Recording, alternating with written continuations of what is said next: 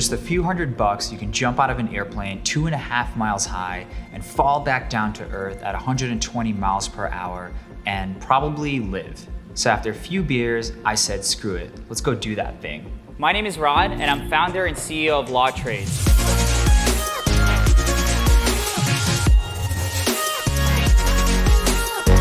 Thank you so much, guys.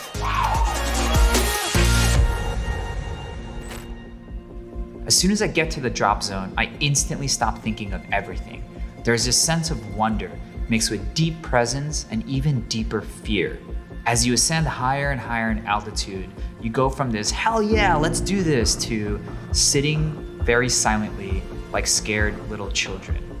Then, once you hit 10,000 feet, the doors suddenly open and the airplane fills with this freezing cold air that chills you to your bone.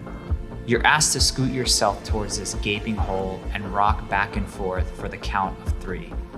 And then it's 1, 2, 3, drop. The initial drop is nothing short of terror. Like committing suicide, but with a few seconds to spare, you get to change your mind. And this fear instantly turns to utter bliss. You see, words are too limiting to describe the ecstasy that could only have been directly experienced. The fear of death or bodily harm was actually just a lie that I told myself. And it's funny because our most strongly held beliefs can be wiped away like a layer of makeup through a moment of transcendence. But the truth is, our lives are being swallowed by time, and every inhalation can be our last. Whether we're jumping out of airplanes, starting risky startups, or just speaking our truth to a bunch of internet strangers on YouTube, we're slowly dissolving from a corrosive chemical known as oxygen, and our genetic code is hardwired to self-destruct. But most of us don't truly appreciate that.